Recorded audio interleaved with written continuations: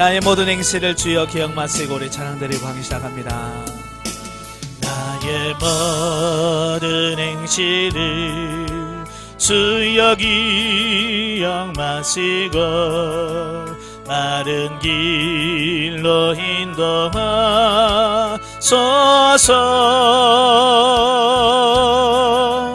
기쁠 때나 슬플 때 나와 동행하시며 밤낮으로 인도하소서.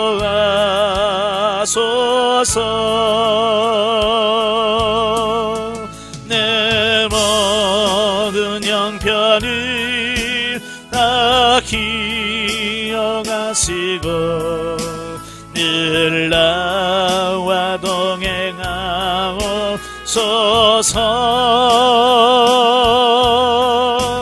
나의 생명 주 앞에 남김없이 드리니 주여 나를 지켜주소서.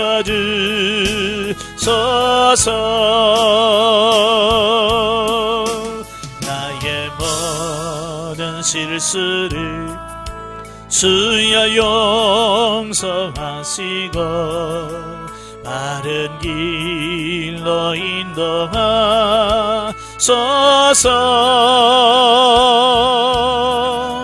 주의 크신 사랑과 하늘나라 영광을 나도 전파하게 하소서. 내 모든 형편을 나 기억하시고 늘 나와 동행하옵소서.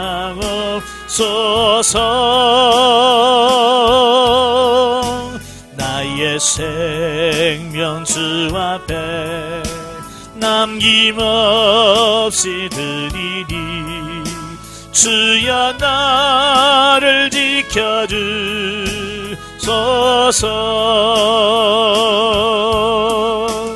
이 땅 위의 모든 것 마지막 날 될 때에 주여 나를 받아주소서.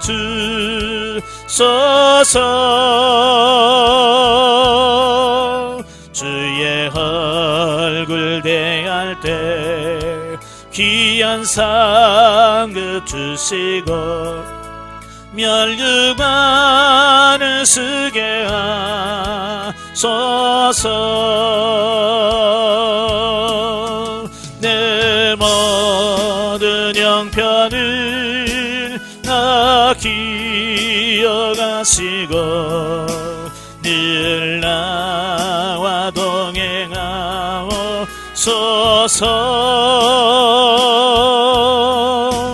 나의 생명 주 앞에 남김없이 드리니 주여 나를 지켜주소서.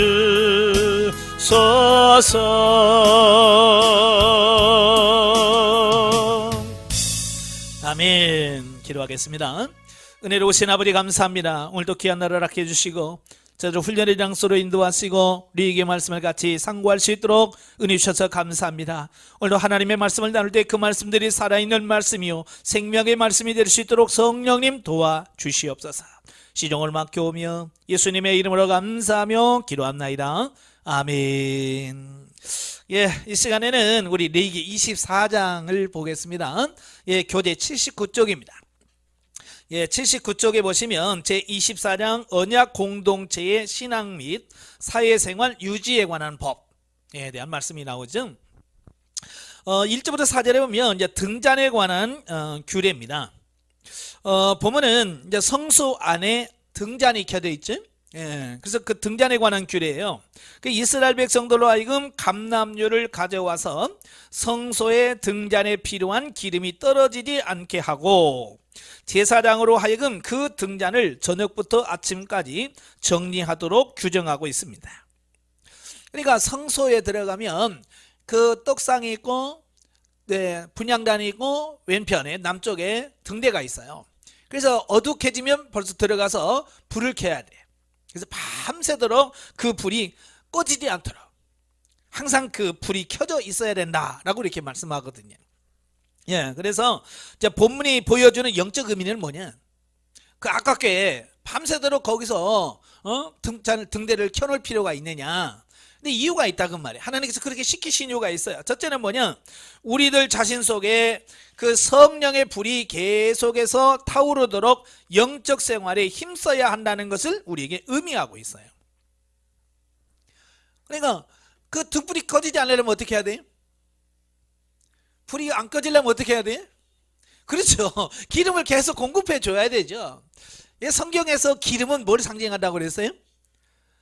성령님을 상징한대요. 성령님. 유향은 향은 기도를 상징하지만 이 기름은 성령님을 상징한단 말이에요. 자, 그래서 불이 꺼지지 않으면 끊임없이 기름을 채워야 해.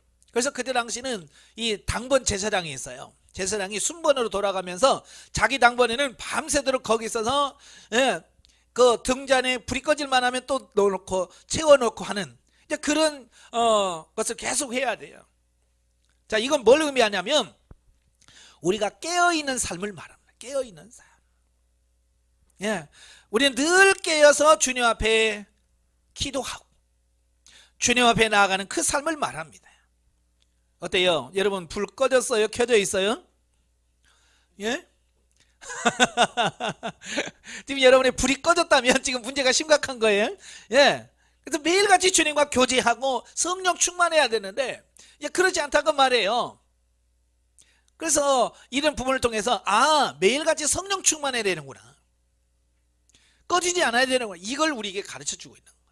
자, 두 번째로는 뭐냐? 등대는 성령의 사역을 통한 복음의 진리가 세상에 비추는 것을 상징하는 바, 성도들은 교회를 통하여 그리스도의 빛이 계속적으로 나타나도록 힘써야 한다라고 하는 거예요. 그러니까 마태복음 5장 16절에 보면 너희는 세상의 빛이라 그러지. 그래서 이 빛은 뭐라고 그랬어요? 성도들의 착한 행실이다 그랬어요. 그러니까 오늘도 뭐 등불 켜서 이렇게 다니는 게 아니에요. 예, 밤에 뭐 프레스 들고 밖에 다니라는 말이 아니에요. 이건 뭘 의미하냐면 오늘도 제가 세상 모든 사람, 세상은 지금 뭐예요? 죄악의 어둠 속에 사는 사람들이잖아요. 예, 그러니까 그들에게 내가 빛이 돼. 이 빛이 된다는 것은 뭐냐면 하나님을 믿는 사람의 삶이 이렇다라고 하는 것을 보여주는 걸 말이에요. 오늘 지금 예수 믿는 사람들이 지금 그걸 못해서 지금 문제가 많은 거잖아요. 그렇죠? 정말 우리가 예수 믿는 사람의 세상에 딱 빛이 되어서 봐라, 예수 믿는 사람 저렇게 산다. 예수 믿는 사람의 삶은 저렇게 해야 돼 라고 해야 되는데 그렇지 않고 도리어 야 예수 믿는 것 봐라 이렇게 손가락질 한다고 말이에요. 그게 이제 문제야. 그래서 여기서 빛을 비추라고 하는 말은 세상에서 본을 보여주고 그리스도의 영광, 하나님의 영광을 드러내는 삶을 말해. 요즘 시대가 얼마나 어려운지. 오늘도 제가 우체국에 갔어요. 우체국에 갔더니 그 우체국에서 근무하시는 분이 그래요. 목사님, 왜요? 목사님이 꼭 그래야 됩니까? 제가 지금 시대가 그렇잖아요. 천국이 어려운 시대에 꼭 그렇게 해야 되냐고 막 할 때 제가 죄송합니다. 제가 안 했는데도 불구하고 너무 죄송한 거예요. 지금 그런 삶이 되면 안 돼요. 세상에 손가락질을 받고 세상 욕을 먹으면 안 돼요. 그 다음에 두 번째는 5절부터 9절은 이제 진설병에 관한 규례입니다. 진설병. 진설병에 관한 규례는 진설병의 개수, 떡을 12개를 만들어요. 이게 12개는 나중에 설명하지만 12지파를 상징하여 12개를 놓고 진설하는 방법은 6절 8절, 그 다음에 진설병을 먹을 수 있는 자는 9절. 이런 말씀을 하고 있어요. 그래서 이 진설병은 성소의 북편에 위치한 순결한 떡상 위에 두 줄로 진설해 놓았는데 하나님의 목전에 진설해 놓았기 때문에 얼굴의 떡이다 라고 불리기도 합니다. 이 진설병이라는 것은 얼굴 앞에 있는 떡, 그런 뜻이에요. 하나님 앞에 드리는 떡이라 그 말이죠. 자, 한편 성소와 그에 딸린 모든 것은 예수 그리스도를 상징하는 바 진설병의 규례가 의미하는 것은 첫째, 누룩 없는 떡. 이 진설병을 뭘로 만드냐면 누룩을 넣지 않은 순전한 밀가루만으로 만든 떡을 말합니다. 이건 뭐를 의미하느냐? 십자가에서 가루같이 희생이 되어 생명이 떡이 되어 주신 죄 없으신 그리스도를 의미합니다. 예수님이 뭐라고 그래? 내가 곧 생명의 떡이다. 요한복음 6장에 보면 예수님 오병이의 기적을 일으키잖아요. 그러니까 예수님이 밤새 건너가 있었잖아요. 그러니까 사람들이 또 쭉 몰려와요.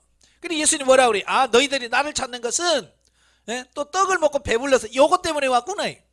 육신에 어떤 이런 것 때문에 왔구나. 그러면서 뭐라고 하냐면 내가 생명의 떡이다. 그래요. 그러니까 사람들이 다 떠나요. 아니, 떡이나 줄 일이지. 그죠?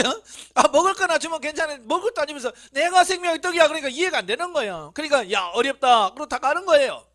오늘도 마찬가지로 교회에 뭔가 육신적인 것을 얻으려고 와. 그래서 육신적인 것이 해결이 안 되면 이 교회는 아니야. 그러고 간단 말이에요. 똑같은 거예요. 예수님은 내가 생명의 떡이라. 예수님 자신이 자기 자신을 생명의 떡이라고, 나를 먹지 않고는 살 자가 없다. 그 말씀을 하시잖아요. 그래서 죄 없으신 예수 그리스도를 상징하는 게 누룩 없는 떡입니다. 그 다음에 두 번째가 열둘. 떡이 12개라고 그랬어요. 이 열둘은 12지파를 상징합니다. 곧 하나님의 백성 전체를 가리키는 것으로서 예수님께서 자기 백성의 풍성한 양식이 되셨음을 의미한다. 그러니까 하나님께서 먹을 거 주시면 항상 뭐예요? 부족하게 주셔요? 남게 주셔요?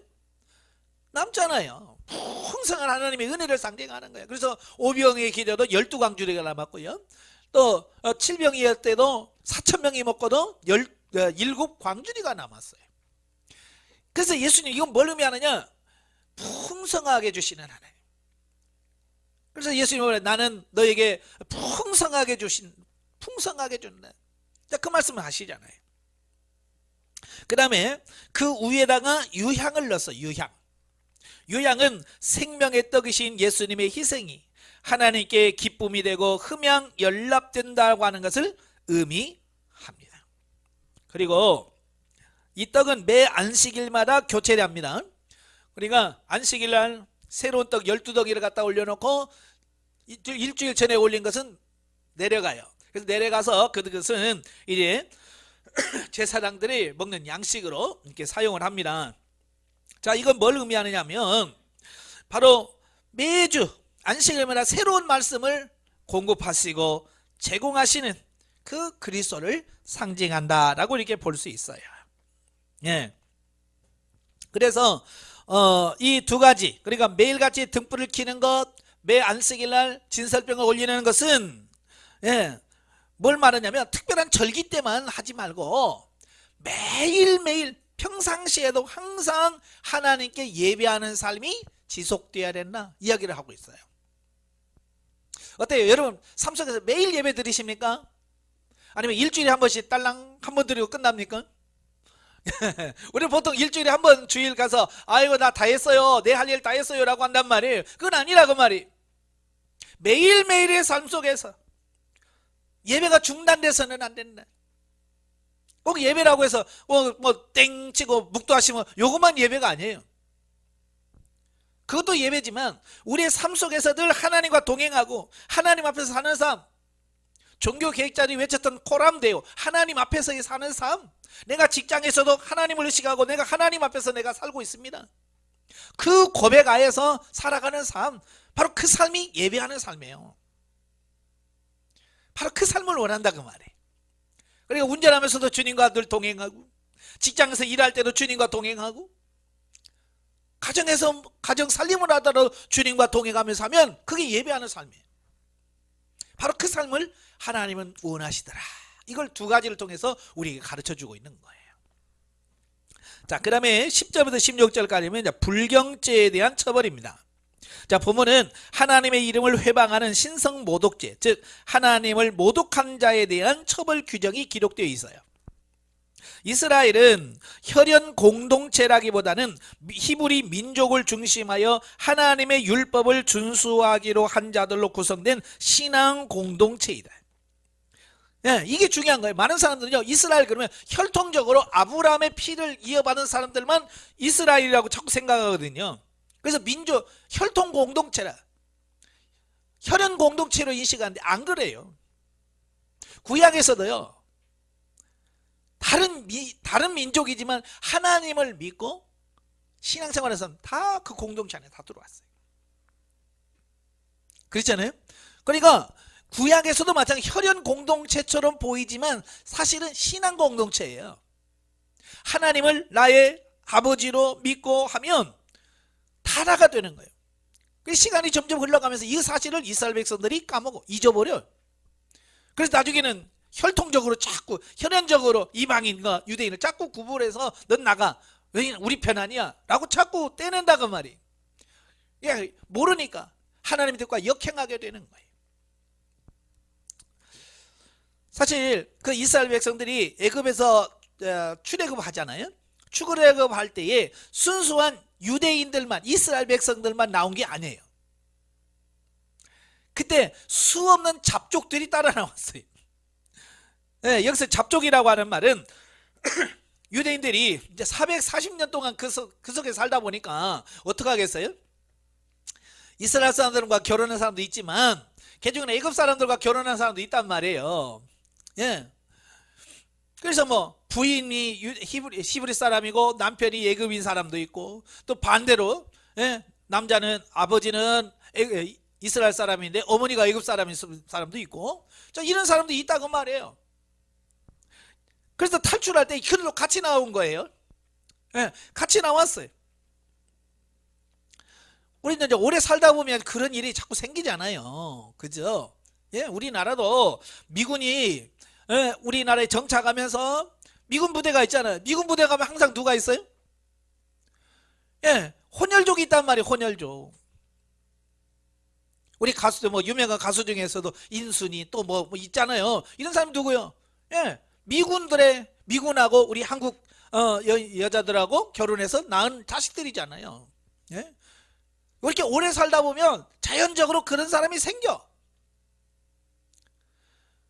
이스라엘 사람도 마찬가지. 그래 따라 나왔어요. 출애굽할 때 같이 가요. 같이 나왔는데 뭐냐면 애굽에 살 때에 이스라엘 백성들처럼 살질 않았잖아요. 그렇죠? 그러니까 그들은 아무래도 순수한 히브리 사람들, 이스라엘 사람들로만 구성된 공동체와 다르겠죠. 예, 이제 그게 문제인 거예요. 그래서 이제 그것 때문에 이제 서로 싸우게 되고 다투게 되고 분쟁이 있어요. 자, 그런데 오늘 본문에 보면 슬로밋의 아들과 이스라엘 자손들과의 불화는 바로 이런 사실을 반영하게 돼요. 예, 슬로밋의 아들은 아버지는 애굽 사람이고 어머니는 유대인이에요.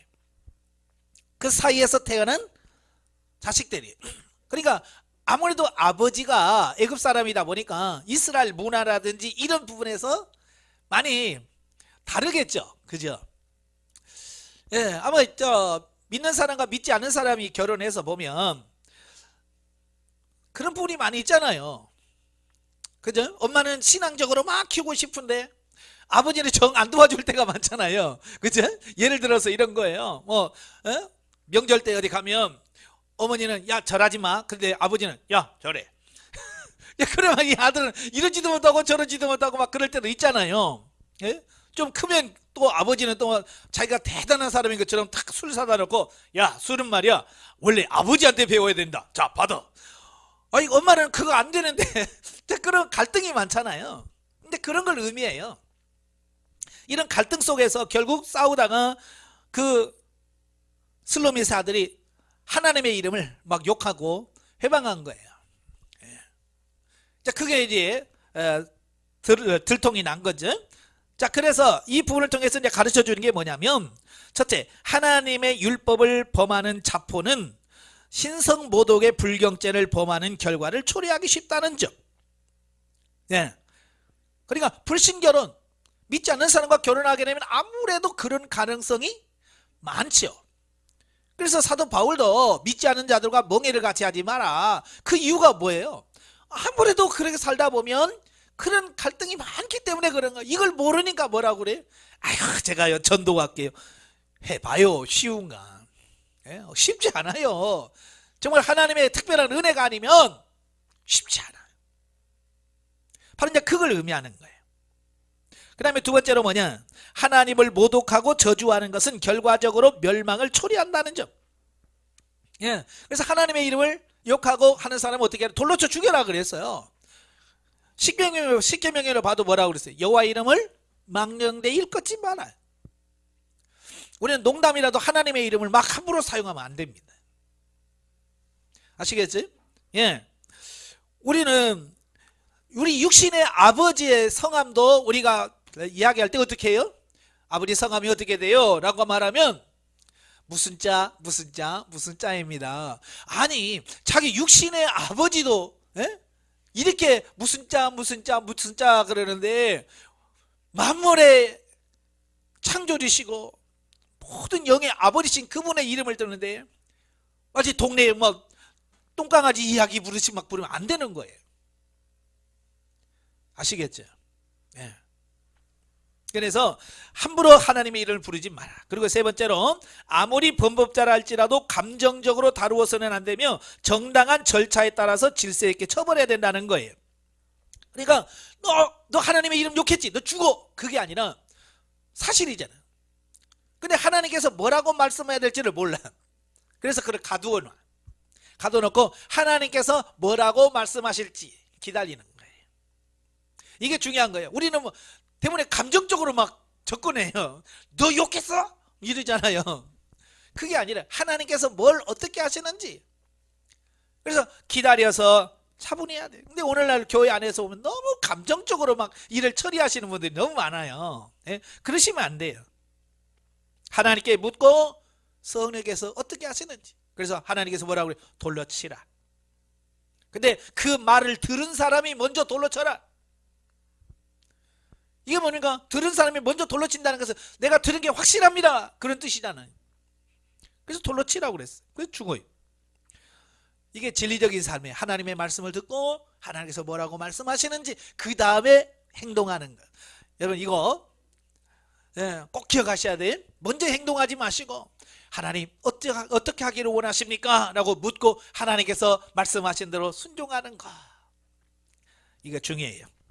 자, 그 다음에 네 번째 24장 17절부터 23절에 보면 상해죄에 관한 규례입니다. 자, 오늘은 상해죄에 관한 처벌 규례로 일반적으로 동해보호법 또는 탈리오의 법이라고 부릅니다. 그 원리는 한마디로 말해서 눈에는 눈, 이는 이라고 하는 거예요. 그러니까 동일한 방법으로 처벌하라고 하는 복수법입니다. 지금도 이 법을 가장 많이 오해한 것 중에 하나예요. 사람들이 지금도 이스라엘 그러잖아요. 지금도 팔레스타인 사람들하고 분쟁하지. 근데 그들은 뭐예요? 눈에는 눈, 이는 이예요. 지금도 그래요. 그래서 만약에 팔레스타인 사람들이 총으로 이스라엘 사람 하나 죽이잖아요. 그럼 이스라엘 눈에는 눈, 이는 이라고 해서 비행기 가서 막 폭탄 쏘아버려. 눈에 한 명 죽으면 그럼 막 10명, 100명씩 죽여. 그러면서 뭐라고 그래? 봐라, 성경에 눈에는 눈, 이는 이라고 그랬다. 이렇게 말하는, 이건 아니라고 말이에요. 이건 그 말씀을 오해한 거예요. 자, 이 구약의 이 동해보호법은 뭐냐면 그 이면에는 사랑의 법이 감춰져 있는 거예요. 그러니까 근본적으로 사랑을 말하는 거예요. 사랑을. 근데 이걸 사랑을 말하는 게 복수라고 하는 것으로 접근하니까 문제가 항상 발생하는 거예요. 즉 하나님은 동해보호법을 통해서 세 가지를 가르쳐줘요. 첫째, 이웃에 대한 악행을 방지하는 거예요. 이웃에게 함부로 하지 악한 행위를 하지 말라. 왜냐하면 내가 하면 그대로 내가 받으니까. 예, 그죠? 예를 들어서 내가 상대방의 눈을 빼면 그 사람도 내 눈을 빼. 그러니까 내 눈이 귀하지? 내 눈 빠지면 안 되지? 그러면 상대방도 빼면 안 되는구나. 이런 거예요. 원래 하나님께 주신 주의는 뭐냐면 내 생명도 귀하다. 그러니까 내 것만 귀한 거 아니라 나도 귀하면 상대방도 귀하다. 그런 뜻이거든요. 근데 사람들은 그렇게 생각하지 않아죠. 내 건 귀한데 상대방은 안 귀해. 그죠? 내 자식은 귀하지만 남의 자식은 안 귀해. 그러면 남의 자식들이 뭘 하든지 말든지 내 자식만 해서 내 자식 하는 거잖아요. 그러니까 예를 들어서 그런 거죠. 내 아들이 뭐 내 자식이 학교에서 뭐 왕따 당했다 뭐 했다 그러면 어떻게 해? 학교 초등학교 막 때리고 욕하고 그렇게 되어지는 거예요. 심지어 막 선생님까지 때리고 이렇게. 이건 아니잖아요. 내 자식이 귀하면 상대방의 자식도 귀한 거예요. 훈계하지 말라는 게 아니에요. 교육해야죠. 그러나 이 법에서 떠나면 안 되는 거야. 항상 내 자식도 귀하면 남의 자식도 귀하고 내 몸도 귀하면 상대방 몸도 귀하다 그 말이에요. 그 다음에 생명의 존귀함을 여긴다. 그러니까 생명이 얼마나 중요한지. 죽이면 나도 죽어. 그러니까 서로 안 죽으려니까 어떻게 해야 돼요? 존중해 줘야 되죠. 예, 내가 저 사람 죽이면 나도 죽으니까. 그 다음에 세 번째가 뭐냐, 죄의 결과는 사망이라는 사실을 인식시키 위해서 이스라엘 백성들이 하나님의 언약하에 떨어져 나가는 불행을 미연에 방지하도록 주신 거다.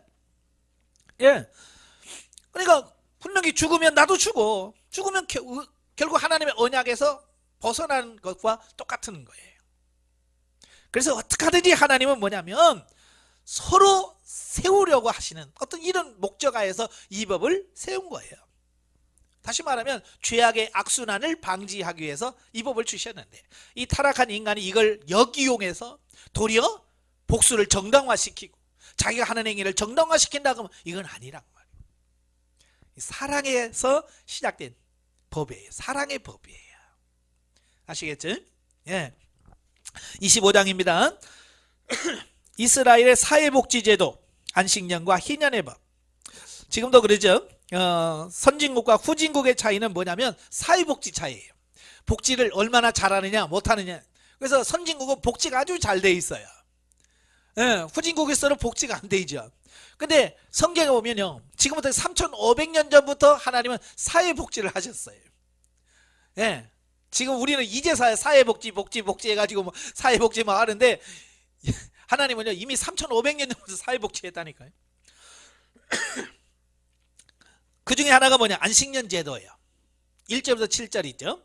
보면은 안식년에 관한 규례로 이스라엘 백성들은 가나안 땅에 들어간 이후로 7년째 되는 해는 그 땅을 개간하거나 파종해서는 안 됐으며, 저절로 난 곡물이나 열매라 할지라도 거두지 말고 가난한 자와 객 그리고 짐승들의 양식이 되도록 하여야 했다. 이란 안식년은 매 7년 주기로 계속되었다 그 말이에요. 지금도 그러죠. 아마 제일 어려운, 지금 아마 교회 성도들한테 안식년 지키라고 그러면 안식년 지키죠 라고 자신 있게 말할 수 있어요 없어요? 지금 안식일 일주일에 한 번 쉬라고 그래도 지금 그것도 못 지키는 사람이 있는데 1년 쉬라 그러면 죽겠죠. 네? 그러니까 믿음 없으면 불가능한 거예요. 그러니까 하나님께서 이건 믿음 없으면 절대로 할 수 없는 거예요. 하나님을 절대적으로 신뢰하고 하나님을 믿지 않으면 안식년 못해. 저도 이제 목사인데 가끔 선교사님들이나 큰 교회 목사님들은 안식년 지켜요. 근데 작은 교회는 못 지켜요. 왜냐, 작은 교회 목사님이 6년 하고 나 7년 때 안식년이니까 나 1년 동안 안식하겠습니다. 그러면 어떻게 될까요? 안식년 하고 나면 교회 없어져요. 그렇잖아요. 그러니까 안식년 이거 생각도 못하죠. 근데 성경은 안식년을 지키래. 근데 하나님께서 왜 그러면 왜 지키라고 하지? 이유가 있을 거 아니에요. 그래서 첫째는 뭐냐, 하나님이 온 땅의 지주이며 인간은 그 땅의 소작인이라는 사실을 깨닫게 하기 위함이라 그랬어요. 그러니까 그 주인이 뭐라고 쉬어 그러면 쉬는 거예요. 아시겠죠? 바로 이런 거예요. 내가 주인이 아니라, 이 세상에 살면 내가 주인이 아니라 하나님이 나의 인생의 주인이야. 이걸 하나님께서 우리들에게 가르쳐 주려고 하는 거예요. 예. 그 다음에 두 번째가 뭐냐, 경지 휴안을 통해 땅의 지력을 회복시키기 위함이다. 땅도 휴식이 필요하다고 말이에요. 참 예전에는 보면 그렇게 농약 안 했죠. 그죠? 저도 어렸을 때 보면 농약하는 거 거의 잘 못 봤어요. 근데 점점점 갈수록 농약이 많아져요. 왜냐면 예전에는 퇴비라고 해야죠. 산에서 풀 베다가 외양간에 넣어서 소나 이게 먹고 밟고 똥 싸고 그러면 그거 내서 밖에다 싸놓고 이게 퇴비로 만들어요. 그래서 이 밭에다가 주죠. 그러면 이게 땅에 힘이 생겨요. 지력. 그런데 그게 힘드니까 뭐예요? 비료를 갖다가 뿌려버리는 거예요. 그 비료는 효과는 좋아요. 그런데 뭐냐, 땅이 자꾸 산성화되고 힘을 잃어요. 땅이 힘을 잃어서 점점 약해지는 거야.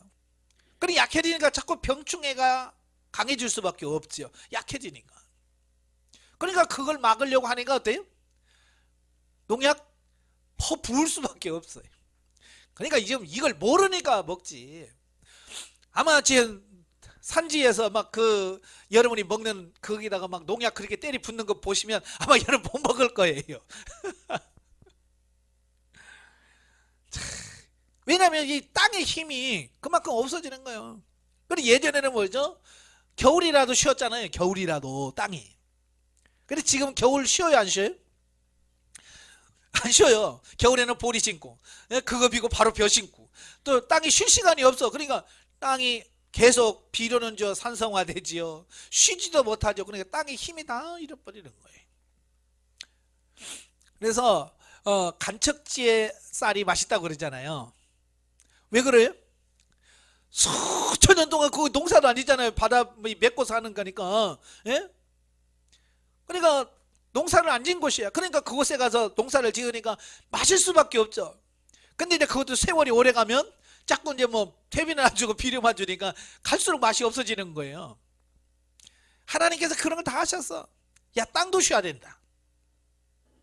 자, 그 다음에 세 번째가 뭐냐? 같은 피조물에게도 자비와 긍휼을 베풀어야 한다. 일하는 소도 쉬어야 되고, 예? 노예들도 쉬어야 되고, 예? 너만 쉬지 말고 다 쉬어라. 바로 하나님은 여기까지 신경 쓰시는 거예요. 가끔 보면 그러잖아요. 예, 제가 예전에 초등학교 동창하고 서울에 올라가면서 이런저런 얘기하다가 야, 너 교회 가라. 그랬더니 그 친구가 하는 말이 야, 안 가. 왜 안 가? 더러워서 안 가. 왜 안 가? 그 친구가 이 주방에서 식당 주방에서 일하는 사람이에요. 예, 주방에서 서빙하고 이거 하는데 자기 주인은 교회 다닌대.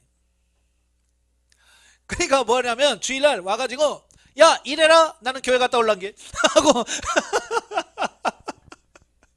직원들은 다 일하라고 자기만 교회 쏙 갔다 온다는 거예요.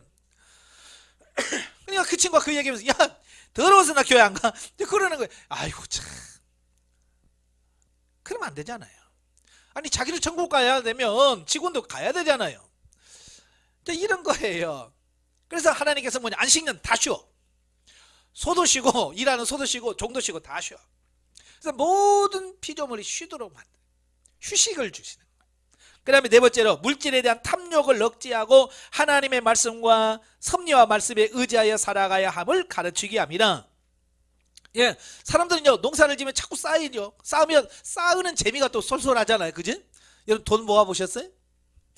돈 모으는 재미가 쏠쏠하잖아요. 그러니까 막 그거 막 한단 말이에요. 근데 하나님께서 뭐야? 자꾸 쌓은 거, 야, 쉬어. 그래서 그거 다 없애. 쌓은 걸 다 1년 쉬면서 다 먹어서 없애고 다시 제로. 다시 시작. 이런 거예요. 그러니까 땅에다 물질 쌓아두는 거 하나님께서 그리 원치 않아요.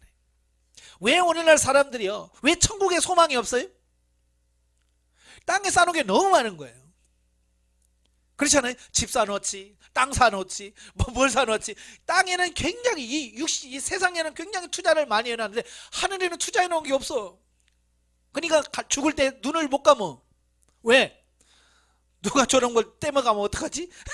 내 돈 어떤 놈이 가져가나? 내가 지켜볼 거야. 그래서 죽을 때 눈도 안 감고 자잖아요. 그럼 어떻게 해요? 자식들이 와가지고 감어. 막 눌러가지고 일부러 감기잖아요. 네? 여러분 어때요? 일부러 눈 감길래요? 땅에다 쌓아두지 마세요. 또 그 다음에 1년간의 안식을 통하여 영적 생활을 주력하며 장차 도래할 하나님 나라의 영원한 안식을 소망하도록 하기 합니다. 이게 이제 가장 중요한 거예요. 그러니까 1년 동안 세상 육신을 위한 일을 쉬어. 그러면서 뭐 하느냐? 그냥 아이고 망고 땡이네. 그게 아니라 하나님의 나라를 준비하는 영적인 세계, 영적인 걸 준비하는 거예요. 말씀 읽고 기도하고. 그동안 열심히 일하느라고 못했잖아요. 그죠? 열심히 일하느라고 못했던 거 1년 쉬면서 말씀 듣고 기도하고 하면서 영적으로 충만하게 채우는 이런 과정을 거치래. 바로 이걸 말씀하시는 거예요. 그러니까 사람이 참 못하는 게 이거잖아요. 죽을 준비 못하는 거. 정말 아파서 오늘 내일 하신 분들에 가서 정말 천국의 소망 얘기하고 그러면 재수없다고 그래요. 예수 믿는 사람도 그래.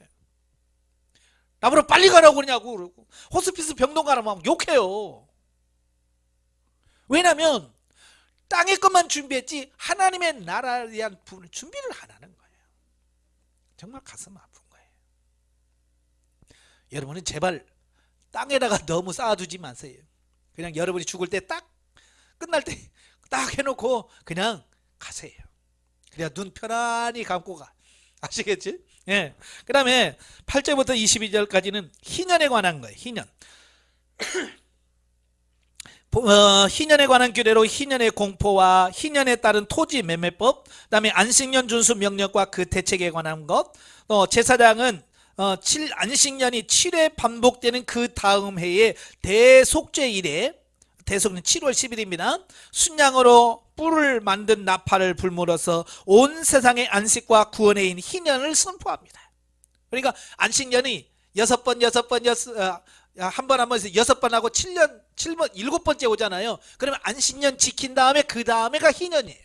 이게 50년째 되는 날이 희년이에요. 희년 그 해에 7월 10일 날이 되면 제사장이 염소 뿔로 만든 나팔을 뿌 하고 붑니다. 그러면 희년이 선포되는 거예요. 그러면 어떻게 하느냐? 이제 희년에는 잃은 기업이 회복되어지고 종되었던 자들이 자유를 누리고 감옥에 있던 죄수들이 풀려나고 빚진 자들이 부채가 탕감되고 땅은 쉬고 그 땅의 모든 소상은 이스라엘 모든 백성의 소유가 되는 어떤 이런 부분을 보게 돼요. 다시 말하면 희년이 되면 모든 게 다 정상으로 다시 원래 상태로 다 돌아가는 걸 말해요. 그러니까 내가 그동안 열심히 해서 땅도 많이 샀어요. 땅도 많이 샀어. 근데 희년이 다 선포되면 땅 산 거 원래 주인한테 다 돌려줘야 돼. 그래서 원래 내가 갖고 있었던 땅 한마디기만 딱 차지하고 나머지는 다 돌려주고 노예도 막 20명 30명 다 부려서 막 했다면 이 희년이 되면 다 집으로 돌아가. 그래서 다 돌려보내고 원래 처음 시작하는 상태로 다 회복되는 거예요. 따라서 희년은 예수 그리스도의 희생으로 인하여 죄와 사망으로부터 해방과 구원에 대한 복음의 기쁜 선포를 상징한다. 즉 속죄 다음에 자유가 선포되었듯이 그리스도의 속죄는 인간을 죄와 사단의 손아귀에서 해방시켰으며 영적인 삶의 자유를 부여해 주셨던 것이다. 그래서 희년은 이와 같은 상징적 의미 위에도 1. 기업의 회복을 통해 이스라엘 각 지파를 분명하게 구분시켜 주었으며, 그러니까 원래 가나안에 정착했을 때 여호수아가 경계선을 딱 지어줬잖아요. 무슨 지파는 어디까지, 무슨 지파는 어디까지 딱 있었잖아요. 근데 살다 보면 어떻게 해요? 요리 가고 저리 가고 이게 경계선이 불분명해진단 말이에요. 그죠? 땅도 사기도 하고 팔기도 하고 하면서 경계선이 뭐에, 그런데 이때 딱 되면 원래 상 딱 돌아가니까 그 여호수아가 했던 그대로 딱 그래서 제자리를 딱 찾아가. 바로 이런 거예요. 그 다음에 두 번째, 과도한 탐욕을 방지한다. 왜냐면 땅 사도 언젠가는 다 돌아갈 건데 뭐. 그죠? 내가 다 해도 때되면 돌아갈 건데 내가 굳이 뭐하러 이렇게 많이 사나? 과도한 욕심을 부리지 않는 거야. 세 번째가 이스라엘 공동체를 굳건하게 다지는 역할을 한대. 이게 무슨 말이냐면요. 이제 우리나라 같은 이제 자유 경제 체제잖아요. 그러다 보니까 능력 있고 이런 사람은 돈 벌어서 막 부자 되고 힘없고 그런 사람은 계속 점점 가난해져. 그래서 빈부 격차가 심해진다고 그러잖아요. 그러면 이게 하나가 안 돼요. 그죠? 이 빈부 격차가 심하면 심할수록요, 하나가 안 돼요. 이 가진 사람은 자기 거 내놓기 싫어. 그죠? 없는 사람은 늘 불평인 거야. 저것들이 다 가져갔다 그러죠. 불평 불만이 많은 거예요. 그러니까 이 하나가 안 돼. 그래서 하나님께서는 그 안 된다. 이 차를 줄이자. 그래서 다 얻었던 사람도 다 내놔. 그래서 다 풀어. 다른 잘못 생각하면 이거 공산주의 아니야? 네, 공산주의 이론이 바로 이 성경을 기초로 해서 만든 그게 공산주의예요. 예, 이 성경은 성령과 하나님에 의해서 이루어진 거기 때문에 문제가 없어요. 근데 공산주의는 힘의 원리에 의해서 힘으로 막 밀어붙이니까 문제가 생기는 거예요. 공산주의의 원래 취지는 굉장히 좋은 거예요. 다 같이 잘 살자는 거예요. 근데 그게 그냥 알아서 그래 우리 같이 합시다. 그래서 알아서 하면 되는데 그게 안 되니까 강제적으로 있는 사람 쳐서 죽이고 다 뺏어. 그걸 다 나눠줘. 그게 처음에는 좋지. 예, 처음에야 좋지. 없는 사람들이 막 받으니까. 그러나 이런 부분들이 점점 힘에 의해서 이루어지기 때문에 거기서 문제가 생기는 거예요. 그래서 지금은 딱 이제 공산주의 포기하잖아요. 문제가 있다는 걸 너무 알기 때문에.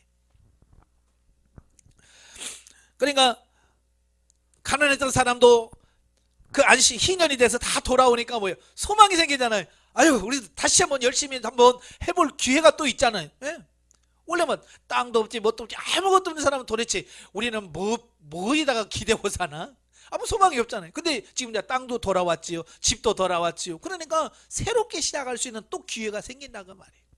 우리나라도 한번 그랬으면 좋겠어요. 한 7년 정도 돼가지고 다시 돌려줘. 다 돌려주고 하면 좋을 텐데 네? 쉽지 않겠죠. 성경적 원리로 경제를 끌어간다는 건 쉽지 않아요. 왜? 성령의 역사가 없이는 불가능하거든요. 자, 그 다음에 23절부터 34절에 보면 이 토지에 관한 규례예요. 보면은 이스라엘 백성들의 토지 관리에 관한 규례로 토지의 처분과 고엘제도 그리고 토지의 환원제도 또 성안의 토지와 가옥에 대한 규례가 기록되어 있다. 이스라엘 백성들은 하나님의 소작인의 자격으로 가나안 땅을 분배받았다. 따라서 그들은 땅을 마음대로 팔거나 살 수 있는 권한이 없었대. 왜냐하면 자기게 아니기 때문에 함부로 팔거나 사거나 그러지는 못해요. 심지어 왕이라도 백성이 우리 내 기업입니다. 그럼 왕도 함부로 못 사. 그 아합 왕이 나봇에게 야 포도원 팔아라. 아 싫어요. 이건 하나님이 내게 준 기업입니다. 왕도 어떻게 할 수가 없어. 근데 이세벨은 이스라엘 사람이 아니잖아요. 그러니까 그 나라 사고방식은 이 감히 왕이 달라면 주는 거지. 지가 이렇게 되는 거예요. 왜냐하면 이 제도를 몰라서 그래. 그러니까 거짓증인 세워서 나봇 죽이고 그냥 뺏어버리는 거예요. 예?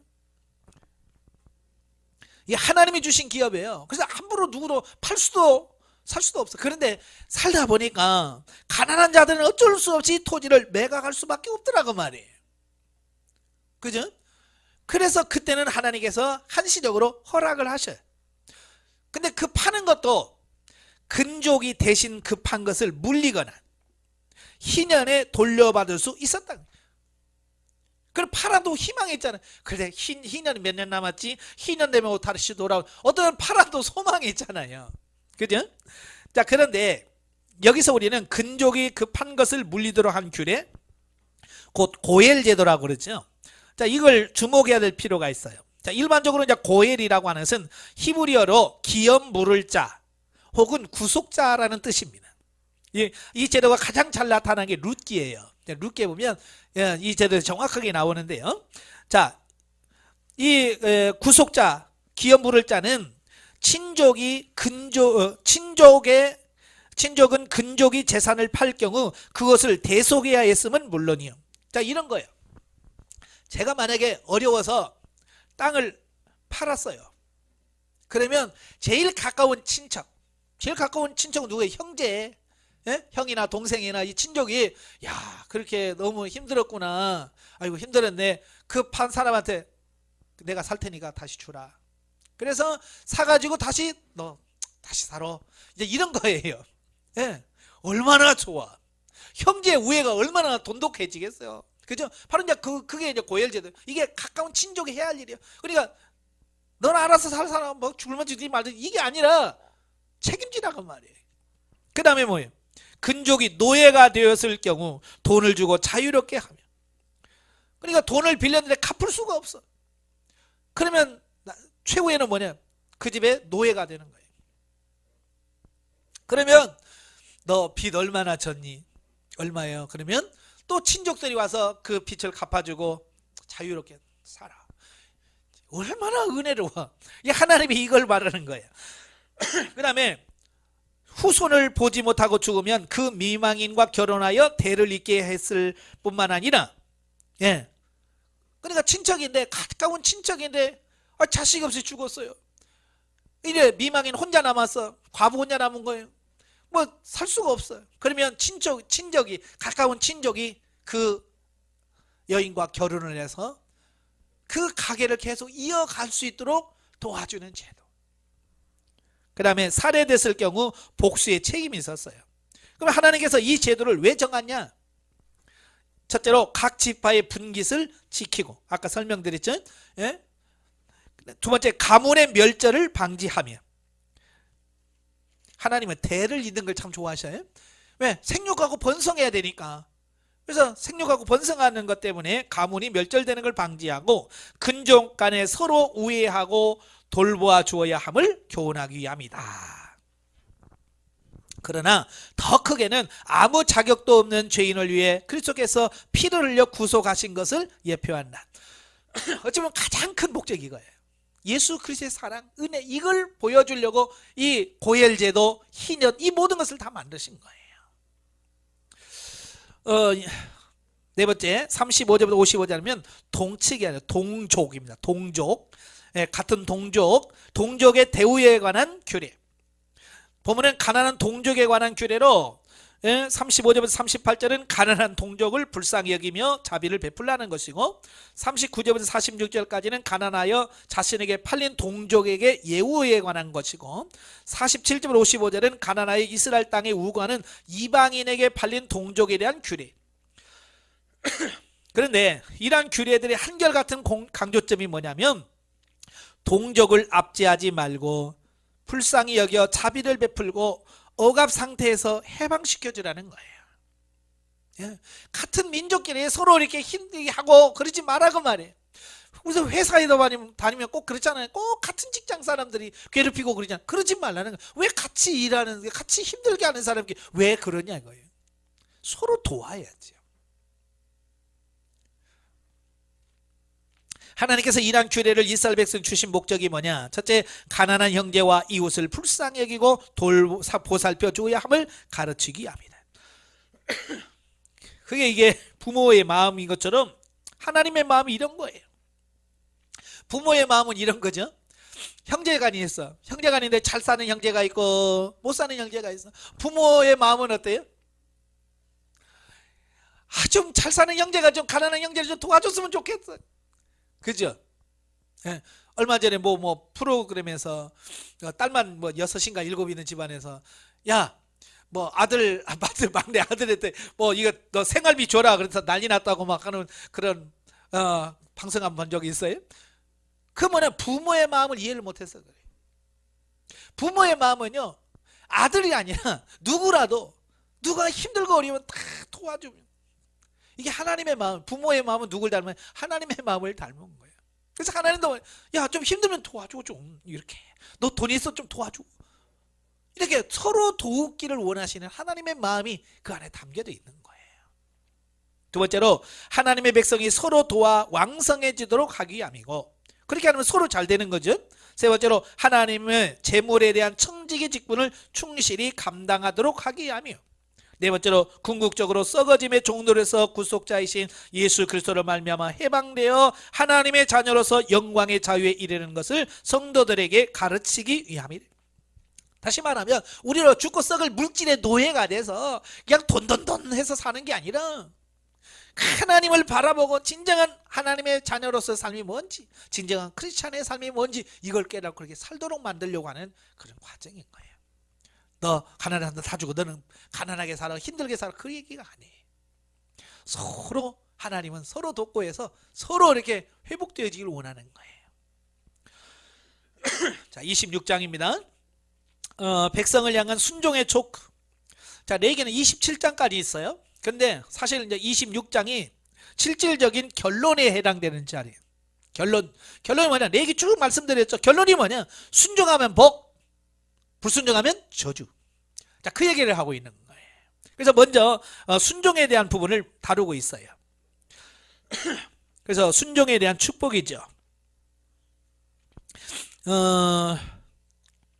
성경에는요, 이미 결론이 나 있는 게 있어요.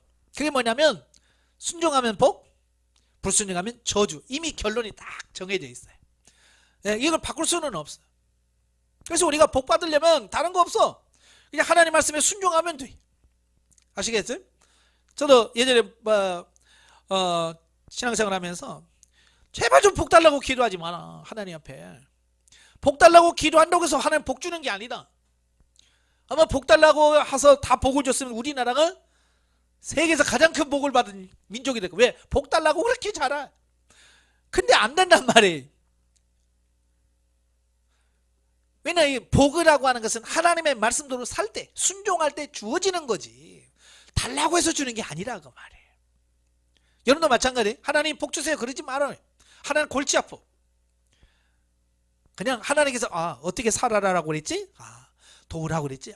알겠습니다. 도와. 그러면 하나님 말씀대로 살면 하나님께서 네가 내가 하나님 말씀대로 순종했구나, 약속한 복을 주마, 이거예요. 그래서 진정한 그 복이 우리에게 그냥 자연스럽게 와야 돼. 하나님의 복이 내가 하나님 말씀을 순종함으로, 그게 진짜 복이에요. 억지로 죽이시는데 하나님 주시옵소서 주시옵소서, 그러니까 받을 복이 맨날 빌어먹을 복만 받아. 근데 복다운 복이 없어. 살면서 복을 받기를 바래요. 그걸 얘기하고 있어요. 그래서 순종하는 사람에게 이 말 축복에 관한 겁니다. 1절부터 2절은 세 가지를 금했는데요. 우상숭배 금하고 안식일을 지키며 성소를 공경하라. 예. 그리고 3절부터 13절은 계명을 순종하고 지키는 자에게 내리는 하나님의 여러 가지 축복에 대한 말씀이 나와요. 자, 근데 그 말이 아무리 좋아도 순종 안 하면 내게 안 됩니다. 순종해야 된다고 말이에요. 자, 보면은 레위 법전 전체 결론부의 시작인데요. 율법의 시행령이라고 할 수 있어요. 그 시행령 가운데 가장 중요한 것은 세 가지예요. 첫째, 우상을 만들지 말라는 거예요. 이것은 하나님께서 이스라엘을 가나안으로 인도한 목적, 곧 하나님만을 경외하는 신정 국가로 만드시는 하나님의 의도가 있는데, 우상 숭배하면 뭐예요? 하나님을 버리는 거예요. 그 목적에서 벗어난 거예요. 그래서 절대로 우상 숭배하지 말아요. 아무리 착한 일해도요, 우상 숭배면 아무것도 아니에요. 예? 아무리 하나님 말씀 순종해도요, 이 우상 숭배면 끝나는 거예요. 다 모든 게 끝나요. 두 번째로 안식일을 지키라는 거예요. 이는 이스라엘 백성들로 하여금 시간적인 측면에서 구별하여 하나님을 경배하도록 하는 것을 반영합니다. 셋째로 성소를 공경하라. 이는 이스라엘에서 다신론을 방지하고 이스라엘의 성결을 지키며 오직 여호와 신앙만을 고취시키게 합니다. 아무튼 하나님께서는 당신의 규례와 계명을 준행하며 놀라운 축복을 더해 주실 것이라고 말씀해 주고 있습니다.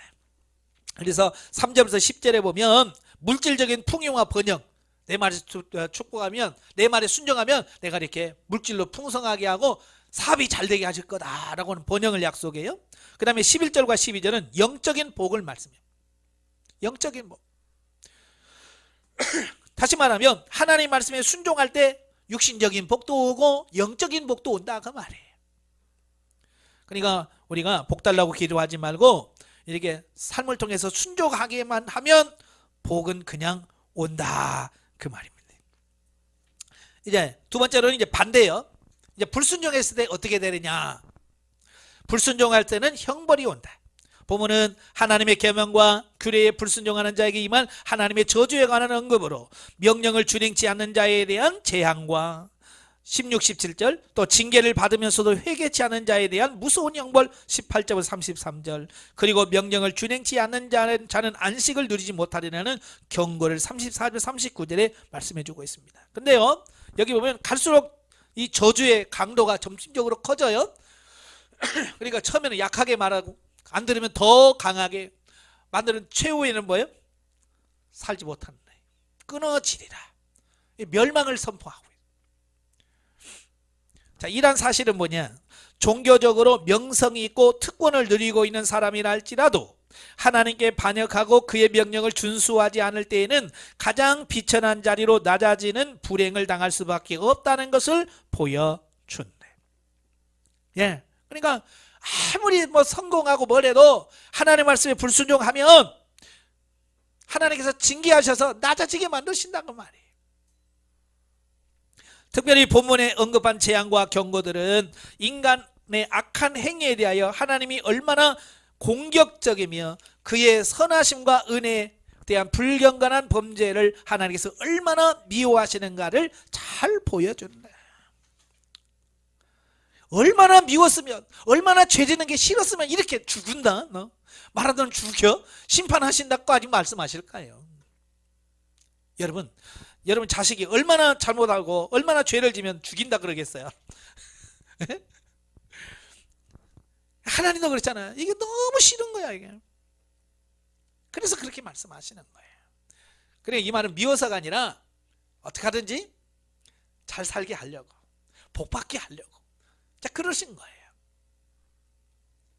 40절 46번은 경고와 약속입니다. 자, 본문은 죄를 범한 자가 회개했을 때 하나님의 은혜가 다시 그 위에 임하게 되리라는 약속의 말씀으로, 그러니까 지금까지 엄한 경고를 주신 목적이 이것이에요. 쉽게 말하면 회개하고 돌아오라는 거예요. 이거 무섭지? 너 죽기 싫지? 그래, 빨리 회개하고 돌아와. 그 얘기거든요. 예? 그러니까 죽으라고 한 얘기가 아니에요. 하나님께서 하신 것을 살리려고. 여러분 그러잖아요. 자식들한테 어떻게 하든지 뭐 협박을 해서라도 어떻게 해요? 죄 짓지 않고 이렇게 돌아오도록 하려고 하시는 그 마음이 이 안에 다 담겨져 있는 거예요. 그래서 43절 44절은 회개하는 자는 결코 버림을 당하지 않는다는 말씀을 합니다. 그리고 42절부터 45절은 하나님께서는 회개한 자를 기억하시고 회복하신다는데, 이러한 사실은 하나님께서 원하시는 것이 제사가 아니라 상한 마음이며 날마다 자신을 돌이켜보고 회개하는 마음의 자세를 갖는 것이 신앙인의 가장 기본적인 모습이라고 하는 것을 교훈해 준대. 예, 그러니까 하나님은 징계가 목적이 아니에요. 회복시키는 게 목적인 거예요. 회복시키려고 하다 보니까 회개하라. 예, 회개하면 내가 다시 너희를 살려줄게.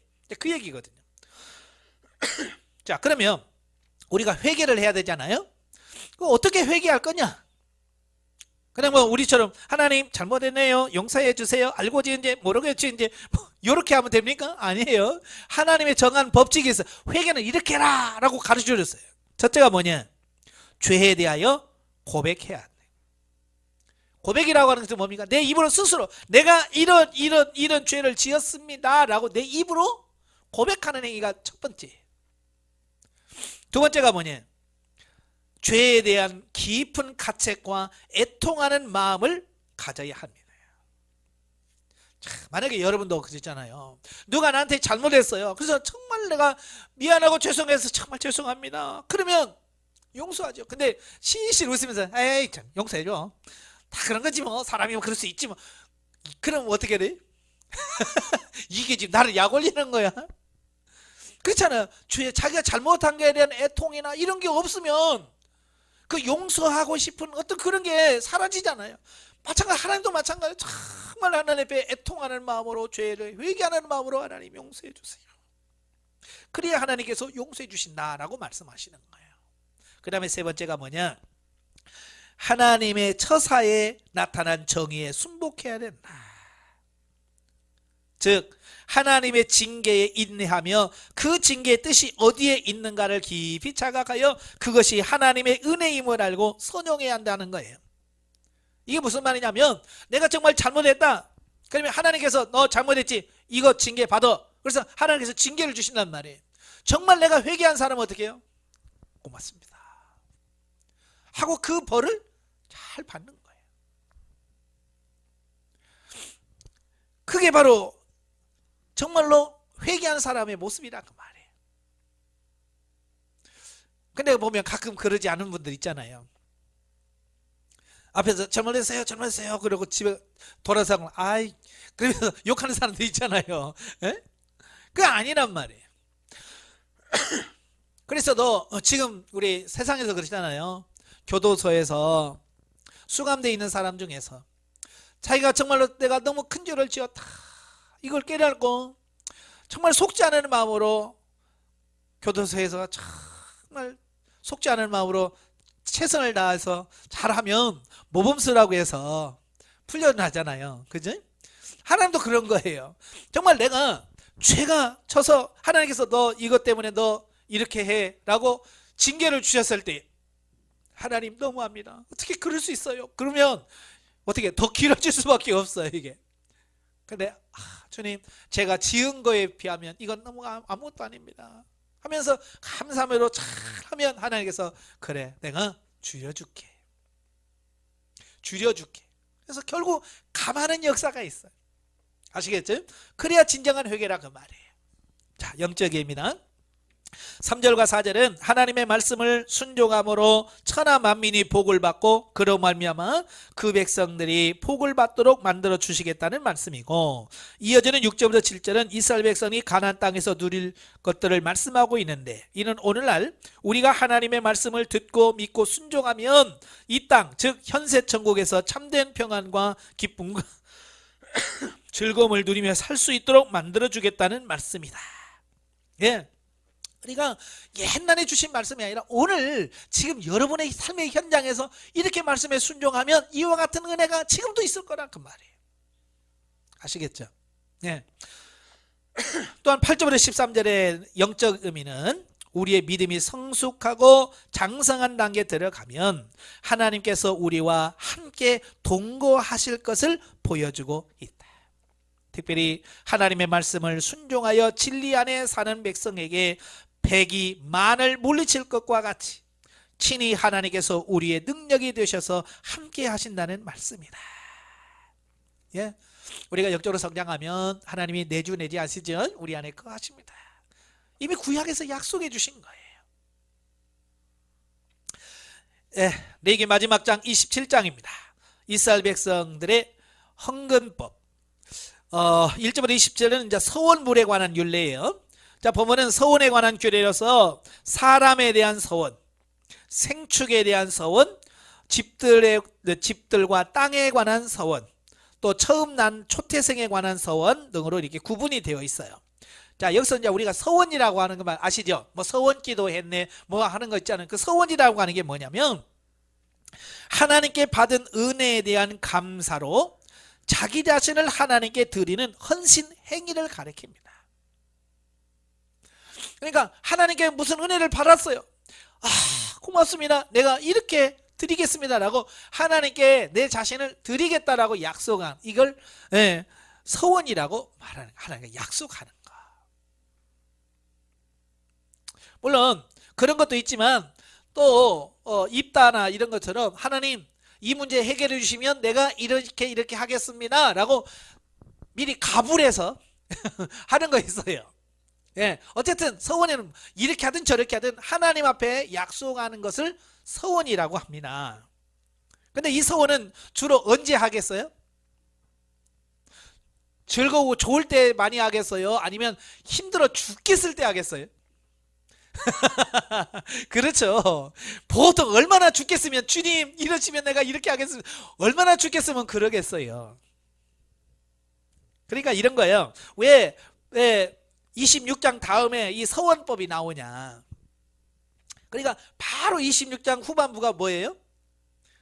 예, 하나님 말씀에 불순종했을 때 하나님께서 이런 징계가 있을 거다, 이런 저주가 있을 거다 라고 하시죠. 그러니까 그런 거예요. 그러니까 지금 내가 잘못해서 하나님의 저주를 받아서 지금 징계 중에 있어요. 너무 힘들어요. 그때 그 징계에서 벗어나기 위해서 하나님 이렇게 해주시면 내가 이렇게 하겠습니다. 자, 그렇게 26장과 27장 연결되어 있는 거예요. 바로 서원이 그때 나오는 거거든요, 보통. 예. 보통 이제 그 하나님의 징계 중에서 벗어나기 위해서 한다 그 말이에요.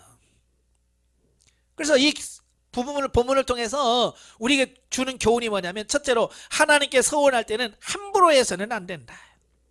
이게 제일 중요한 거예요. 함부로 하지 말아요. 그게 서원을 안 하면 죄가 안 돼. 그럼 안 하면 그냥 하나님께서 주신 징계 그냥 그대로 받으면 돼요. 그런데 서원이라고 하는 게 뭐예요? 그걸 징계를 조금 줄여보고 빨리 회복할 목적으로 하나님과 약속하는 거 아니에요. 그죠? 근데 이걸 함부로 한다 그 말이에요. 함부로. 또 사람의 마음이라는 게 너무 또 간사스럽잖아요. 간사해요. 그래서 우스갯소리로 그러잖아요. 어떤 분이 곰에게 막 쫓겨요. 곰에 막 쫓기다가 그 절벽에 이 통나무 외나무 다리가 있더래요. 외나무 다리가 쭉 있어. 곰은 뒤에서 쫓아오지. 길은 이 외나무 다리 하나밖에 없어. 근데 외나무 다리를 보니까 무서워. 밑에 막 수없이 떨어진 절벽이고. 그러니까 이 사람이 하나님 나를 이 곰에서 살려주시기만 하면 내 재산을 다 하나님께 드리겠습니다. 그리고 아멘 하고 이제 다리를 이제 외나무 다리를 건너가는 거예요. 근데 절반 정도 오니까 생각했던 것보다 편해요. 절반 오니까 사람의 마음이 간사해져. 그래서 하나님 아까 내가 너무 급해가지고요 너무 심했네요. 이제 절반으로 이렇게 절반만 이렇게 드리겠습니다. 이제 그랬어요. 그래서 3분의 2 왔을 때 갑자기 곰이 와가지고 그 나무 다리를 잡고 흔드는 거야. 그러니까 이 나무 다리가 떨어지기 직전인 거야. 그러니까 그 사람이 뭐라고 했게요? 하나님 농담도 못합니까? 그랬대. 그냥 뭐 우스갯소리로 한 것 같지만 뼈 있는 말이에요. 이 사람이라는 것은 급하면 주여 하고 조금 살만하면 언제 그랬나 잊어버린단 말이에요. 이게 성경은 절대로 그거 안 돼요. 그래서 성경은 뭐라고 말하냐면 일단 서운한 것은 끝까지 갚아라. 비록 그게 내가 해가 된다 할지라도 순종해라. 아시겠죠? 그게 시편 15편 4절에 누가 여호와의 성산에 오를 자 누구며 하면서 쭉 얘기하면서 서운한 것은 해가 될지라도 갚는 자다. 그러니까 약속대로 내가 이걸 하면 내 모든 전재산이 다 나가. 내가 손해를 봐. 그래도 하나님과 약속했다면 해야 된다는 거예요. 그래서 신중하게 하란 말이에요. 신중하게. 그 다음에 두 번째, 서원은 자신의 처지와 능력에 맞게 최선을 다해야 한다. 즉 자신의 능력에 벗어난 서원은 허세에 불과하고 최선을 다하지 않는 헌신은 인색함이요 감사할 줄 모르는 완악함이다. 그러니까 이런 거 둘 중에 하나예요. 어떤 사람은 없는데도 주여 다 이걸 얼마나 드리겠습니다 뭐 이런 사람이 있고, 어떤 사람은 막 있는데도 조금 주세요 이거 하겠습니다 이런 사람이 있다고 말. 둘 다 문제라고 말이에요. 특별히 교회에서 어떤 행사 때 뭐 작정금 같은 거 하잖아요. 뭐 지금도 하는지 모르겠습니다만은 예전에 저도 어렸을 때 신앙생활 하면 작정금금 하라. 교회 건축할 때 작정금금 해라. 그래서 이런 종이 이렇게 나눠주면서 얼마 작정할 거냐. 해보신 분 있으시죠? 예? 없으세요?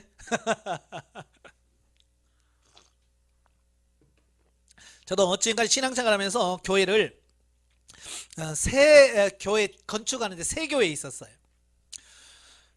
첫째 교회는 제가 시골에 있는 교회인데 그때는 뭐 제가 초등학교 3학년 때였으니까 헌금 못하죠. 뭐 있어야 헌금을 하죠. 그래서 뭐 제가 할 수 있는 게 뭐냐면 학교 끝나고 그냥 벽돌 몇 개 날라다 주고 심부름하는 거죠. 뭐 야 저 가져와 그러면 망치 가져와 그러면 망치 갖다 주고, 그리고 동네에서 제일 깊은 우물, 그때는 냉장고도 없었으니까 그 더운 날 일할 때 시원한 물 있잖아요. 우물도 깊은 데서 뜨면 시원하잖아요. 그러니까 제일 동네 깊은 데 가서 물 길에다가 주는다. 물 주고 제가 할 수 있는 건 그거였어요.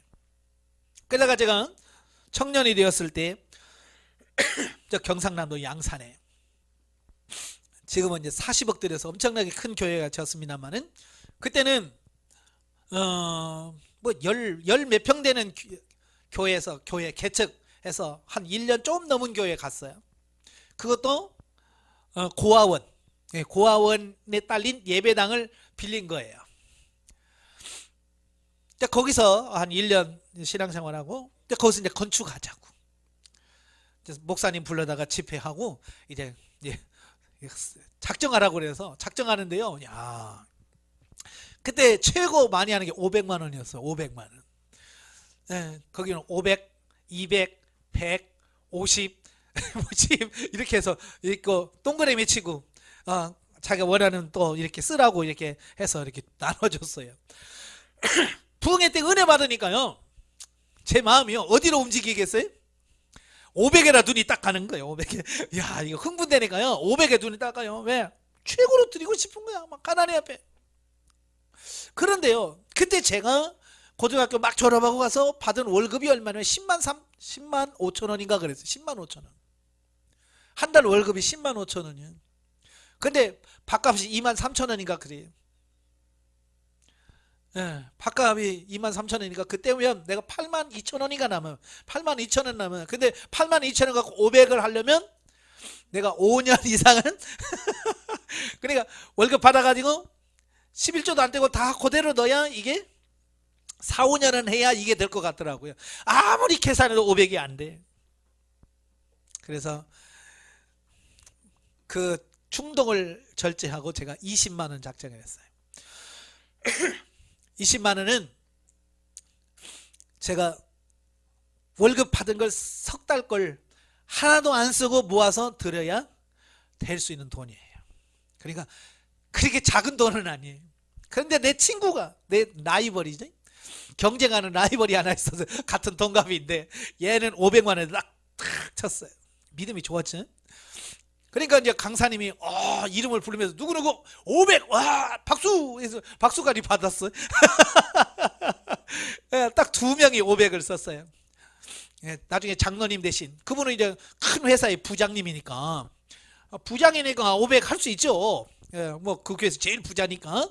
근데 얘는 이제 뭐 10만 5천 원 받아가지고 그 500 할 수가 없는 거예요. 근데 500 딱 써서 박수 받았어요. 그래놓고 이제 집에 와서 계산해 보니까 돼야지 안 되죠. 그러니까 풀이 퍽 죽어가지고 그래서 내가 그랬어. 야, 너 목사님한테 다시 찾아가가지고 실수했다고 하고 다시 한다고 해라. 왜냐면 얘가 폐인 되겠더라고요. 완전히 낙심해가지고요. 그 낙심안 하고 그 폐인 되라고 한 거 아니잖아요. 은혜로 하자는 건데. 그랬더니 이 친구가 가가지고 바꿨대. 그래서 얼마이냐? 10만 원 했대. 잘했다 내가 그랬죠. 자, 그런 거예요. 그래서 이렇게 감정에 의해서 충동적으로 하면 안 된다. 그걸 얘기를 하는 거예요. 아시겠죠? 그 다음에 세 번째, 하나님은 많은 것을 요구하시는 것이 아니라 최선을 다하는 마음을 요구하신다. 사실은 하나님 없어서 달라는 게 아니잖아요. 하나님 뭐 돈이 필요해서 돈 달래요? 천지 만물이 다 하나님의 것인데? 아니에요. 하나님 뭘 보냐? 중심 보시는 거예요. 중심. 마음을 보시기를 원하시는 거예요. 네 번째, 서원은 인간 중심적이며 자기 영광을 위해서가 아니라 하나님 중심적이며 하나님의 영광을 위해서 해야 하는 것이다. 다시 말하면 우리의 욕심을 채우려고 하는 경우가 많아요. 보통 그러죠. 하나님 이렇게 해주시면 하면서 욕심을 내려내는데 그게 아니에요. 하나님의 영광을 위해서 하라 그 말이에요. 자, 28절부터 29절에 보면 아주 바친 것에 대한 규례. 보면은 하나님께 아주 바친 것에 대한 규례로 아주 바쳐진 것이란 히브리어로 헤렘으로 저주를 받은 것이란 뜻임. 즉 하나님의 공의를 만족시키기 위해서 정해진 것들에 관한 것으로 그러한 것들은 팔거나 사지 못하도록 규정하고 있고요. 이를 어릴 경우면 사람이면 죽이도록 명령하고 있어요. 이건 뭐냐? 하나님의 공의를 만족시키기 위해서 지정된 헤렘의 대표적인 것이 뭐냐? 가나안 7족속과 여리고성과 그 안의 물건들입니다. 예. 그래서 하나님께서 이건 가지면 안 돼. 다 내놔. 그러면 어떻게 해야 돼요? 여리고성은 가지면 안 돼요. 다 하나님께 드려야 돼. 근데 아간이 취했단 말이에요. 그래서 죽은 거예요. 근데 또 아간이 취한 거 죽은 걸 또 요거 아깝다고 해서 아간이 취한 거 취하면 또 요것도 같은 죄에 빠지는 거예요. 그러니까 하나님께서 이거 아니야 라고 말하면 절대 그건 이건 하나님의 바쳐진 거기 때문에 손대면 안 되는 거예요. 교회에서도 마찬가지예요. 하나님의 것으로 딱 된 것은 절대 손대면 안 되는 거예요. 가나안 7족속도 마찬가지죠. 하나님께서 뭐라고 그랬어요? 진멸해라 그랬어요. 다 죽이라 그랬어요. 그러니까 아까워서 안 죽이면 안 돼. 다 죽여야 돼. 그런데 이 이스라엘 백성 나중에 들어가서 다 죽였어요? 안 죽였잖아요. 뭐 했냐면 데려다가 노예시켰어요. 자기가 노예 생활하다 노예 부리니까 얼마나 좋겠어요? 편하고. 근데 그것 때문에 망하잖아, 이스라엘이. 사사기에서 그 혼란을 겪고. 왜? 하나님의 말씀도 순종하지 않으니까 그런 거예요. 왜? 하나님께서는 이미 진멸하라고. 그러니까 이란 본문의 규례는 하나님께 범죄하여 하나님의 진노의 대상으로 정해진 것은 하나님의 공의 앞에서 다른 속죄의 방법이 없음을 암시한다. 그래서 죽이라 그러면 죽이하고 버리라 하면 버리고 그래야 돼. 세 번째, 11조에 관한 규례입니다. 자, 보면은 11조에 관한 규례 가운데 특히 땅의 소산과 가축의 10분의 1을 하나님께 헌납하도록 정한 규례다. 이러한 11조는 인간의 모든 소유가 하나님께 속한 것을 상징적으로 나타내는 신앙적 표현이래. 사실은 전부 다 내 것이 없어요. 하나님의 것이잖아요. 다 하나님의 것인데 이거 다 하나님의 것이에요 라는 신앙 고백이 뭐냐, 그 중에 10분의 1을 구별해서 하나님께 드림을 통해서 이 모든 것은 다 아버지의 것입니다 라는 신앙 고백이에요. 그게 11조예요. 그래서 구약시대의 11조는 주로 제사장과 레위인과 같이 성소에서 일하기 때문에 기업을 얻지 못한 자와 성소의 낡은 부분을 수리하는 곳에 사용되었죠. 그게 이제 11조의 목적이에요. 자, 오늘날도 마찬가지예요. 신학교에도 목회자에 대한 생활비라든지 교회를 단장하고 구지하고 교회를 이끌어가는데 필요한 재정적인 부분들을 사용하도록 우리가 11조를 같이 내는 거예요. 자, 한편 여기서 우리가 주의할 것은 수입의 10분의 1을 바치라고 했다고 해서 11조만이 하나님의 것이고 나머지 10분의 9는 자신의 것으로 생각하여 무분별하게 사용돼서는 안 된다는 것이다. 자, 이걸 정확하게 알아야 돼. 모든 게 다 아버지의 것이에요. 그러니까 10분의 9를 사용할 때도 하나님 어떻게 사용하면 좋을까요? 하나님의 것이니까 하나님의 뜻대로 물질을 사용하는 것이 가장 중요하다, 그 말입니다. 아시겠죠? 그래서 우리가 소유한 모든 것, 심지어 생명까지도 하나님의 것이며 그분에게 속해 있다. 우리는 다만 하나님의 청지기인 것이다. 그러므로 우리는 우리에게 허락한 모든 것을 성실하게 관리하며 하나님의 영광을 위하여 사용함이 마땅하다. 예? 바로 이런 청지기식, 모든 게 하나님의 것입니다 라는 그 고백이 11조로 나타나는 거예요. 그래서 믿음이 연약할 때는 10분의 9, 10분의 1 딱 계산해갖고 딱 그것만 내요. 그죠? 근데 신앙이 점점 성숙해 가면 모든 게 아버지 건데 뭐 그게 하다 보면 10분의 2가 되고 10분의 3이 하나님께 가고 10분의 4가 되고 10분의 5가 되고 10분의 9가 되고 나머지는 10에 10이 되어도 하나님 감사합니다. 뭐 이게 다 하나님의 것이고 하나님의 것인데 라고 하는 이 개념으로 바뀌어지는 거예요. 아시겠죠? 예. 영적에 봅니다. 28절 29절에서 보면 자원하여 서원할 것을 말씀하십니다. 억지로 하면 안 돼요. 서원은 절대로 억지로 하는 게 아니에요. 하나님은 그분의 속성 자체가 거룩하기 때문에 우리를 부르시는 방편으로 이스라엘에게 이 제사 제도를 주셔서 명령하시고 그 법을 지키라고 말씀하신 것이다. 자, 32절 이하에서 하나님께 속한 양은 거룩하다고 인정된 것처럼 우리 자신이 예수님의 피로 값주고 사신 바 되었기 때문에 하나님 앞에서 거룩하게 되었고 거룩한 삶을 살아드리는 것은 마땅한 일이다. 그러니까 저와 여러분은 다 하나님의 자녀가 되었어요. 그죠? 그러니까 우리가 다 하나님의 자녀니까 하나님의 자녀답게 사는 게 중요하겠죠. 바로 그걸 위해서 주어진 게 레위기예요. 너희가 하나님의 자녀가 되었냐? 하나님의 백성이 되었냐? 그러면 백성답게 살아라. 그래서 주어진 법이 바로 레위기라고 할 수 있습니다. 그래서 레위기를 우리가 잘 아서야 우리가 하나님의 백성으로서 어떻게 사는지 이분을 명확하게 알 수 있습니다. 어때요? 어렵기만 생각했던 레위기가 어때요? 좀 쉬워진 것 같아요? 네, 다시 한번 쭉 훑어보시면서요. 자, 레위기가 그렇게 너무 어려운 책은 아니다. 바로 우리가 하나님의 자녀답게 사는 삶을 원하시는 책이다라고 하는 걸 기억하시기를 바랍니다.